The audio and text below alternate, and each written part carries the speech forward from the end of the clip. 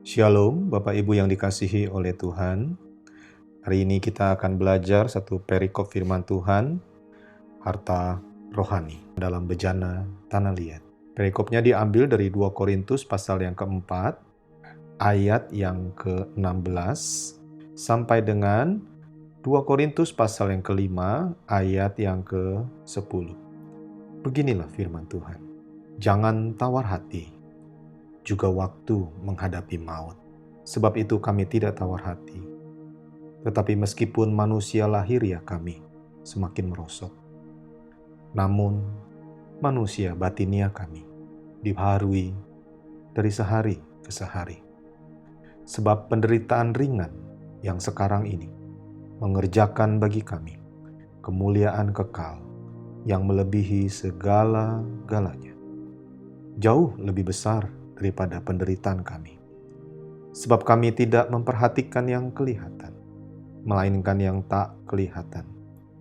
Karena yang kelihatan adalah sementara, sedangkan yang tak kelihatan adalah kekal. Karena kami tahu bahwa jika kemah tempat kediaman kita di bumi ini dibongkar, Allah telah menyediakan suatu tempat kediaman di sorga bagi kita, suatu tempat kediaman yang kekal, yang tidak dibuat oleh tangan manusia. Selama kita ada di dalam kemah ini, kita mengeluh karena kita rindu mengenakan tempat kediaman surgawi di atas tempat kediaman kita yang sekarang ini. Sebab dengan demikian, kita berpakaian dan tidak kedapatan telanjang. Sebab selama masih diam di dalam kemah ini, kita mengeluh oleh beratnya tekanan. Karena kita mau mengenakan pakaian yang baru itu tanpa menanggalkan yang lama, supaya yang fana itu ditelan oleh hidup.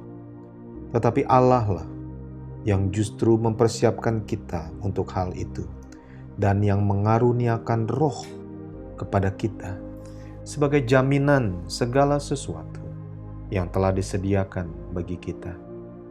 Maka oleh karena itu, hati kami senantiasa tabah. Meskipun kami sadar bahwa selama kami mendiami tubuh ini, kami masih jauh dari Tuhan. Sebab hidup kami adalah hidup karena percaya, bukan karena melihat. Tetapi hati kami tabah, dan terlebih suka kami beralih dari tubuh ini untuk menetap pada Tuhan. Sebab itu juga kami berusaha, baik kami diam di dalam tubuh ini, maupun kami diam di luarnya, supaya kami berkenan kepadanya. Sebab kita semua harus menghadap tahta pengadilan Kristus, supaya setiap orang memperoleh apa yang patut diterimanya, sesuai dengan yang dilakukannya dalam hidupnya ini, baik ataupun jahat. Bapak, Ibu, Saudara yang terkasih, ada begitu banyak pengalaman hidup yang Tuhan izinkan terjadi dalam hidup kita. Bukan hanya peristiwa yang sesuai dengan keinginan hati kita, tetapi juga peristiwa yang tidak kita harapkan. Suka dan duka kehidupan yang silih berganti memberi kita pengertian bahwa Tuhan terus membentuk kita menjadi seperti yang Dia ingini. Karena itu, Bapak Ibu yang terkasih, tidak seharusnya kita tawar hati. Saat kita menjalani hidup kita di dunia, kita sedang menantikan rumah kita di sorga. Walaupun mata jasmani kita tidak bisa melihat kapan penggenapan janji Allah akan kemuliaan surgawi, namun mata batiniah kita dapat menggapainya melalui iman. Itulah yang disebut pengharapan, dan pengharapan tidak akan mengecewakan. Suatu hari nanti, kemah tubuh kita akan dibongkar. Kita meninggal dunia, Bapak Ibu. Selama kita berada di muka bumi ini, ada begitu banyak keluhan yang kita keluarkan. Namun ingatlah, kita terus perlu berjuang melawan sifat kedagingan kita. Tuhan telah menyediakan tempat kediaman yang kekal. Hanya saja memang proses untuk mendapatkannya tidaklah secepat yang kita harapkan. Tetapi ingatlah baik, dalam menjalani proses yang tersulit sekalipun, masih ada penghiburan Allah yang nyata. Karena Ia telah mengaruniakan Roh-Nya yang kudus bagi kita. Biar kita sadar betapa berharganya pengalaman hidup yang beraneka warna ini. Suatu hari kelak, kita akan mempertanggungjawabkan setiap tindakan kita di hadapan tahta pengadilan Kristus.